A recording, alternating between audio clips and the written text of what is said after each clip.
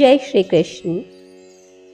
हमने देखा कि स्वामी आनंदालय जी सोमनाथ की यात्रा पर निकले हैं श्री कृष्ण के कहने पर, लेकिन बीच में ही एक राज्य में एक राजकुमार ने उन्हें पकड़कर राजमहल ले जाकर राजा बना दिया है और 4-6 महीने के लिए उन्हें वहीं रुकने पर मजबूर कर दिया। वे भगवान से कहते भी रहे कि कहाँ फंसा दिया, जल्दी से जाकर सोमनाथ लौट आता, लेकिन तुझे तो कौतुक करने की आदत है। फिर इस राजकुमार से भी क्या क्या कहलवा दिया। वहां भी तो स्वामी जी ने घोषणा कर दी कि 4-6 महीने रहूंगा, लेकिन जब वापस जाऊंगा तो तुझे उसी भगवान का एक तुच्छ सेवक बनाकर लेकर जाऊंगा।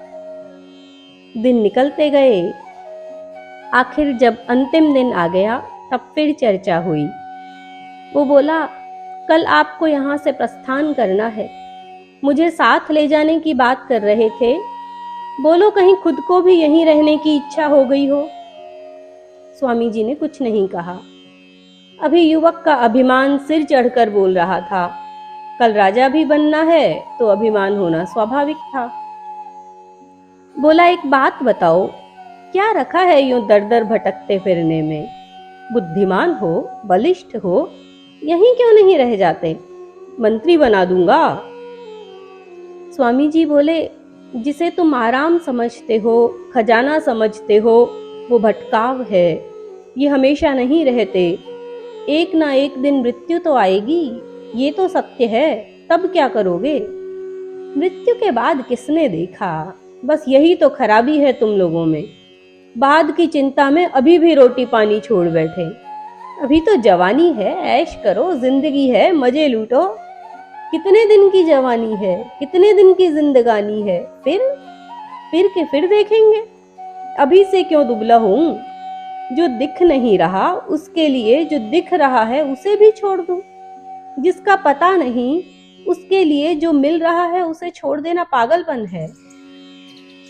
लेकिन मृत्यु अवश्यंभावी है, इसमें संशय नहीं है। ठीक है, जब आएगी तब देखेंगे।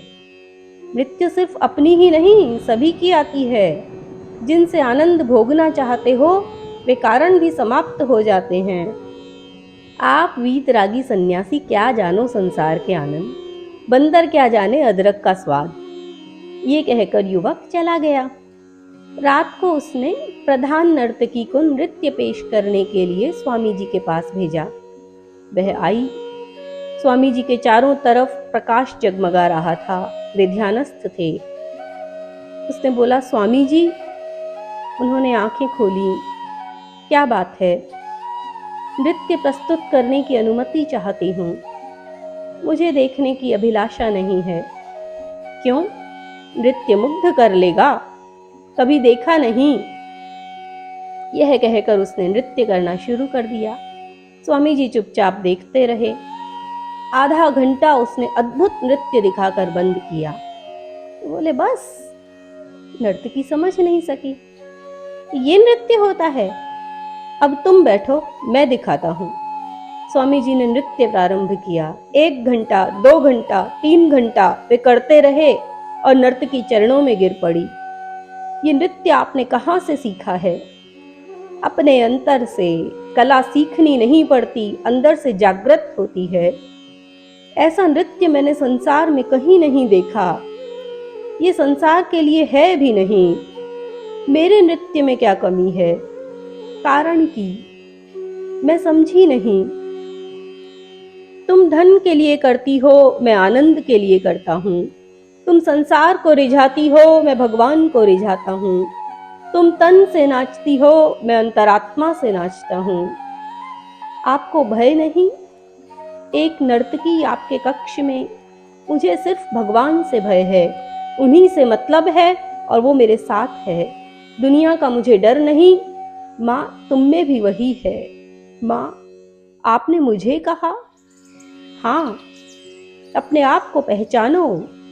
तुम्हारे पास अद्भुत कला है, इसे प्रार्थना बना लो, इसे भक्ति बना लो। भगवान भी रीझ जाएंगे। जो कला जानते हो उसे प्रभु को समर्पित करो, जगत का नाच छूट जाएगा। तब नृत्य तुम्हें स्वयं श्याम सुंदर सिखाएंगे। भगवान के लिए कुछ भी सीखने की आवश्यकता नहीं। जो है, जितना है, वही सेवा में प्रस्तुत कर दो। बाकी कमी वो पूरी कर देंगे। जगत को रिझाते तो जीवन हो गया, अब उसे रिझा कर देखो। ये कहकर स्वामी जी राजमहल से चल दिए। अगले दिन सुबह राजकुमार निकालता इससे पहले स्वयं ही चले गए।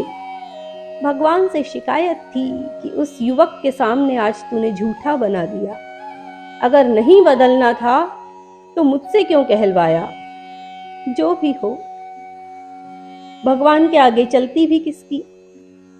इसी तरह चलते चलते सोमनाथ पहुंचे।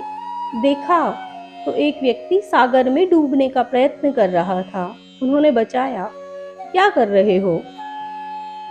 आप क्यों बचा रहे हो? परेशानी क्या है? मैं किससे कहूं, कोई नहीं समझता। एक वो आसमान पर बैठा है जो सबसे बड़ा दुश्मन हो गया, एक नहीं सुनता। खुलकर बोलो भाई। मुझे 12 वर्ष हो गए भगवान को पुकारते, लेकिन लगता है उसे मुझसे कोई मतलब नहीं। उसके पास मेरे लिए फुर्सत ही नहीं। अब समझा। क्या? देखो भाई, भगवान से जो रिश्ता बनाया है उसे निभाओ, पूरी जिंदगी निभाओ। रावण ने दुश्मनी का रिश्ता बनाया तो जिंदगी भर निभाया, बीच में डर कर नहीं छोड़ा।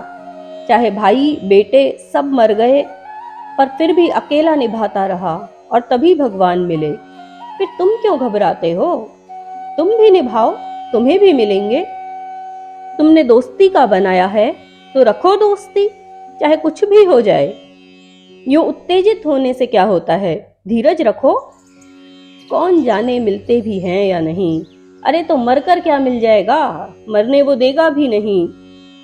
वो व्यक्ति बोला, हाँ, एक दिन कोई 2-3 साल पहले की बात है, जब मैं भगवान से यूं ही कह रहा था कि मर जाऊंगा तेरे लिए। तब स्वप्न में उन्होंने कहा, तू कितनी भी कोशिश कर ले, मैं बचा लूंगा। वृंदावन से किसी को तेरे लिए भेज दूंगा। 2-3 साल प्रतीक्षा करता रहा, पर कोई नहीं आया।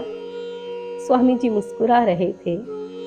आप कैसे मुस्कुरा रहे हो? क्या आप वृंदावन से आए हो? कहीं आप ही तो नहीं हो? स्वामी जी की मुस्कुराहट जवाब दे रही थी। उसने चरण पकड़ लिए। फिर स्वामी जी कुछ दिन सोमनाथ में ही रहे। इसके आगे अब हम अगले भाग में देखते हैं। तब तक जय श्री कृष्ण।